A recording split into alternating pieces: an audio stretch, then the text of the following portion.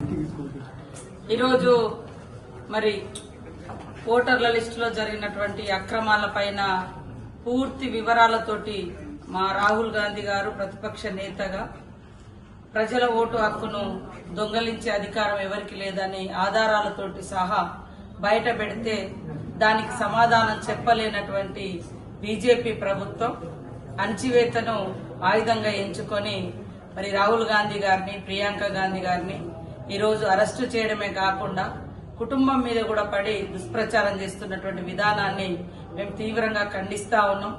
ఈరోజు మనం చూస్తా ఉన్నాం ఎగ్జిట్ పోల్స్ లో కూడా ఛత్తీస్గఢ్ లో గాని బీహార్ మధ్యప్రదేశ్ లో గాని అదేవిధంగా హర్యానాలో గాని కాంగ్రెస్ ప్రభుత్వం అధికారంలోకి వస్తుందని ఎగ్జిట్ పోల్స్ చెప్పినప్పటికి కూడా మరి దాన్ని తారుమారు చేసే విధంగా ఓటింగ్ పెంచుకొని ఈరోజు దొడ్డిదారిన బీజేపీ ప్రభుత్వాన్ని ఏర్పాటు చేయడం జరిగింది. ఇవాళ మనం చూస్తా ఉన్నాం వాస్తవానికి హర్యానా లాంటి ప్రాంతాల్లో వన్ సైడ్ గా కాంగ్రెస్ గెలుస్తుందని రిజల్ట్ అంటే ఎగ్జిట్ పోల్స్ చెప్పినప్పటికీ దాన్ని తారుమారు చేసే విధంగా ఇదంతా ఎందుకు సాధ్యమవుతుంది? మధ్యాహ్నం వరకు చూస్తే ఓటింగ్ పర్సెంట్ చూస్తే 40%, 50% ఉంటాయి. సాయంత్రం అయ్యేసరికి ఎక్కడ లేని ఊహించని విధంగా పోలింగ్ టైం అయిపోయేసరికి అసలు ఎంత పోలింగ్ పర్సెంటేజ్ అయిందో కూడా తెలియని విధంగా మనం చూడడం జరిగింది. తెల్లారి ఇంత అయిందని వివిధ రాష్ట్రాల నుంచి కూడా లెక్కలు చెప్పడం జరిగింది. అంటే వాస్తవానికి ప్రజల యొక్క హక్కులను కాలరాసి ప్రజల యొక్క ఓట్లను దొంగలించి దొంగ ఓట్లను ఒక్కొక్క ఇంట్లో 200 ఓట్లను మరి నమోదు చేయించుకొని బీజేపీ నాయకులు అక్కడ వివిధ రాష్ట్రాలలో ఆ ఓటర్లను సాయంత్రం అయిన తర్వాత ఎక్కడికక్కడ రాజకీయ పార్టీలు గాని లేదా బూత్ ఏజెంట్లు గాని కొద్దిగా విరామం లాగా ఇచ్చినప్పుడు దొంగ ఓటర్లందరితో వచ్చి ఓట్లు వేయించుకొని అనూహ్యంగా ఓటు శాతం పెంచుకొని ఆ ఓట్ల ద్వారా మరి అధికారానికి వచ్చినటువంటి విధానాన్ని ఎంతో కష్టపడి రాహుల్ గాంధీ గారు ఒక్కొక్క పేజీలో బెంగళూరులో ఏం జరుగుతుంది, ఏం జరిగింది, హర్యానాలో ఏం జరిగింది, మరి మహారాష్ట్రలో ఏం జరిగిందని వివరంగా చెప్తే దానికి సమాధానం చెప్పలేక ఈ రోజు ఎలక్షన్ కమిషన్ చేసినటువంటి తప్పులను నిలదీస్తూ ర్యాలీగా పోతుంటే అక్రమంగా అరెస్టులు చేస్తారు. కేసులను ఈడీ పేరుతోటి మరి ఈడీని ఇంట్ల మీదకి పంపించడం. మనం ఇన్ని రోజులు ఈడీ సిబిఐ ఇవే అనుకున్నాం, బీజేపీ తన యొక్క అస్త్రంగా వాడుకున్నది. ఈ రోజు చూస్తే ఎన్నికల కమిషన్ యొక్క మరి విధానం ఏందో కూడా బయట పెట్టడం జరిగింది.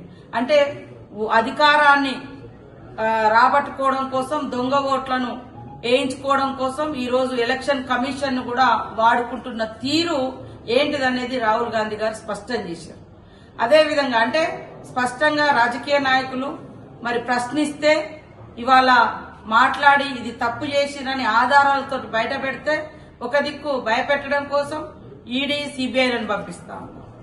ఇంకొక దిక్కు ఓటర్లది ఇట్లా జరుగుతుంది, ఎన్నికల ప్రక్రియలో ఓటు హక్కు అనేది ఒక ప్రజాస్వామిక వ్యవస్థను కాపాడేటువంటి రైట్, దాన్ని ఎవరు కాలరాయొద్దు అని మాట్లాడితే ఇవాళ మరి ఇంకొక దిక్కు అరెస్టులు చేస్తా ఉన్నారు. అందుకనే ప్రజలారా ఆలోచించండి. రాముడి రాజ్యం రాముడి పాలన మాట వదిలితే జై శ్రీరామని మాట్లాడతారు. రాముని కూడా దేవుణ్ణి కూడా ఓట్ల కోసం మీరు వాడుకున్నప్పుడే మీ నీతి, మీ రీతి, మీ విధానం ఏందో అర్థమైంది. ఒక ప్రజాస్వామిక వ్యవస్థలో ప్రతి ప్రభుత్వం, ప్రతి పాలకుడు 5 సంవత్సరాలలో మేము ఏం చేస్తాం, ఏం చేసినాం అని చెప్పుకొని ఓట్లు అడుగుతారు. కానీ బీజేపీ కులాల పేరు మీద, మతాల పేరు మీద లేదా దేవుళ్ల పేరు మీద ఓట్లు అడుగుతున్నారు. ఎందుకంటే వాళ్ళు చేసింది ఏమి లేదు. పెద్ద పెద్ద పెట్టుబడిదారుల కోసం 16 లక్షల కోట్ల లోన్లు అప్పులు మాఫీ చేశారు, కానీ రైతులకు రూపాయి కూడా అప్పు మాఫీ చేయలే. ఈరోజు అది అడిగితే మరి రాముడి పేరు చెప్తారు, రామరాజ్యం అంటే. రామరాజ్యం అంటే ఈ రకంగా దొడ్డిదారిన ఓట్లను నమోదు చేయించి దొంగ ఓట్లను వేయించుకొని అంటే ప్రజల యొక్క ఓటు హక్కును చోరీ చేసి అధికారానికి రావడమా? లేదా వాస్తవాలు మాట్లాడే మరి రాహుల్ గాంధీ గారి కుటుంబం ఈ దేశం కోసం సర్వం త్యాగం చేసినటువంటి కుటుంబం. ఏ రోజు వాళ్ళ ఆస్తుల కోసం, అంతస్తుల కోసం, అధికారం కోసం పాకులాడే కుటుంబం కాదు. ప్రాణాలనే తృణప్రాయంగా వదులుకోవడానికి ఆనాటి నుంచి ఈనాటి వరకు స్వతంత్ర పోరాటం నుంచి కూడా ఈ రోజు నీతి కోసం, దేశం కోసం, దేశ ఐక్యత కోసం జరుగుతున్న పోరాటంలో పాల్గొంటున్నటువంటి కుటుంబము ఇవాళ వాళ్ళను అనేక రకాలుగా ఇబ్బందులు పెట్టడమే కాకుండా అభాస్పాలు చేయడమే కాకుండా అధికారానికి రావద్దని ఎన్నో కుట్రలు చేసి దొడ్డిదారిన దొంగ ఓట్లతోటి ఇవాళ బీజేపీ దేశంలో 3 సార్లు అధికారానికి వచ్చిందనేది స్పష్టమైంది. దీన్ని ప్రశ్నిస్తే ఇవాళ కేసులు, జైళ్లు ఇది చేస్తా ఉన్నారు. కాబట్టి రాహుల్ గాంధీ గారు చేస్తున్నటువంటి న్యాయమైన ఓటు హక్కు అనేది ప్రతి ఒక్కరి హక్కు. ఇది దీనికి కులము, మతము, పేదరికము, ఉన్నత వర్గము అనేది తేడా లేకుండా ఆయుధం, బలమైనటువంటి ఆయుధం. ఈ ఓటు అనేటువంటి ఆయుధం ద్వారానే ప్రజలు తమకు నచ్చినటువంటి నేతలను, తమకు పనిచేసేటువంటి నేతలను ఎన్నుకునేటువంటి అవకాశం ఇచ్చే దాన్ని కూడా ఇవాళ మీరు దొంగలించి ప్రజాస్వామ్యాన్ని కూని చేస్తున్నటువంటి బీజేపీ ప్రభుత్వం యొక్క విధానాలను ప్రతి గడప గడపకు తీసుకెళ్లి ఎండగడతాం. అదే విధంగా ఈ రోజు మరి ఎలక్షన్ కమిషన్ వరకు ర్యాలీగా వెళ్తున్నటువంటి మా రాహుల్ గాంధీ గారిని, ప్రియాంక గాంధీ గారిని, అదే విధంగా మా కాంగ్రెస్ పార్టీ నాయకులను అక్రమంగా అరెస్టు చేయడాన్ని తీవ్రంగా ఖండిస్తా ఉన్నాం. మీకు నిజాయితీ ఉంటే, మీరు నిజంగా రాముడి భక్తులైతే, నీతివంతమైనటువంటి పాలన అందించగలిగే వాళ్ళైతే నిజంగా మీరు ఎన్నికల కమిషన్ ద్వారా ఓటర్ల లిస్టు బయట పెట్టండి. అలా దొంగ ఓట్లేనున్నాయి, ఏ ఓట్లేనున్నాయి బయటకు వస్తుంది. అది రాకుండా నోర్లు ముయించడం ఇది సరైంది కాదని కూడా ఈ సందర్భంగా తెలియజేస్తూ, ఖచ్చితంగా రాహుల్ గాంధీ చేస్తున్నటువంటి న్యాయమైన యుద్ధంలో మేము అందరం వారికి తోడుగా వారి వెనుక నడుస్తామని ఈ సందర్భంగా తెలియజేస్తూ, బీజేపీ ఇట్లాంటి అక్రమ పద్ధతులను మానుకొని సరైన పద్ధతిలో ప్రజల ముందుకు వస్తే ప్రజలు డిసైడ్ చేస్తారు. ప్రజల యొక్క ఓటు హక్కును ఇవాళ మీరు పక్కదారి పట్టించడమే కాకుండా దొంగ ఓట్లను తీసుకొచ్చి ప్రజల యొక్క అభిప్రాయాన్ని, అభిమతాన్ని కూడా మీరు దొంగలించేటువంటి విధానం మానుకోవాలి. ప్రజాస్వామ్యాన్ని కాపాడాలి. అప్పుడే భారత రాజ్యాంగానికి ఇవాళ మనుగడ ఉంటది. దీన్ని మర్చిపోయి మరి ఈరోజు చేస్తున్నటువంటి బీజేపీ చేస్తున్నటువంటి అక్రమాలను తీవ్రంగా మేము ఖండిస్తా ఉన్నాం.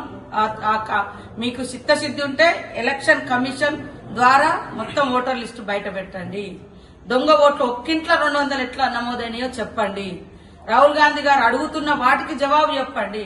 అది చేయడం చేతగాక ఈ రోజు నోర్లు ముంచేటువంటి కార్యక్రమం ఏదైతే ఉందో ఖచ్చితంగా ప్రజలు నిలదీస్తారు. బీజేపీని ఊళ్ళకు రానియకుండా ఎక్కడికక్కడ అడ్డుకుంటారని కూడా ఈ సందర్భంగా తెలియజేస్తాను. చేసింది ఏమీ లేదు.